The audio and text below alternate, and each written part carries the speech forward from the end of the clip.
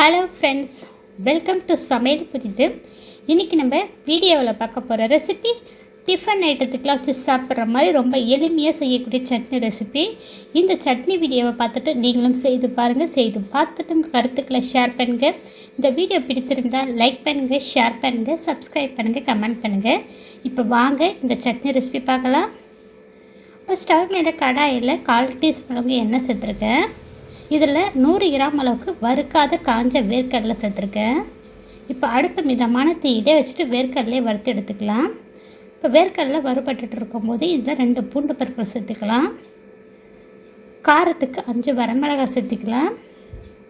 இப்போ அடுப்பு மிதமான தீயிலே வச்சுட்டு நல்லா ஒரு 3 நிமிஷம் போல் நல்லா செவந்து வர அளவுக்கு வறுத்து எடுத்துக்கலாம். இப்போ மிளகாய், பூண்டு, வேர்க்கடலாம் நல்லா வறுபட்டுருச்சுங்க. இது நல்லா சூடு ஆறி வரட்டுங்க.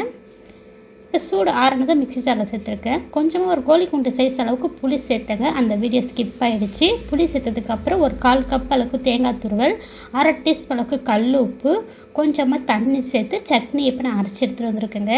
அரைச்சிட்டு அந்த சட்னி ஒரு பாத்திரத்துக்கு மாற்றியாச்சுங்க. இந்த சட்னி தண்ணியாகவும் சாப்பிட்லாம், கெட்டியாகவும் சாப்பிட்லாம். உங்கள் விருப்பத்துக்கு ஏற்ற மாதிரி அந்த சட்னி நீங்கள் மிக்ஸ் பண்ணிக்கோங்க.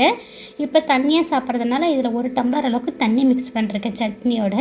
இப்போ இந்த சட்னியில் தாளிப்பு தாளித்து சேர்த்துருக்கேன். தாளிப்பு கரண்டில் 1/2 டீஸ்பூன் எண்ணெய், 1/2 டீஸ்பூன் கடுகு உளுத்தம் பருப்பு, 1/4 டீஸ்பூன் சின்ன சீரகம், 2 வரமிளகாய் கிள்ளிட்டு சேர்த்துருக்கேன்.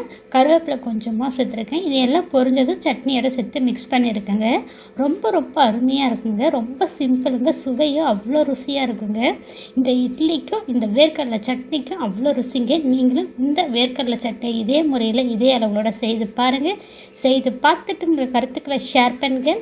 இந்த வீடியோ உங்களுக்கு பிடித்திருந்தால் லைக் பண்ணுங்கள், ஷேர் பண்ணுங்கள்.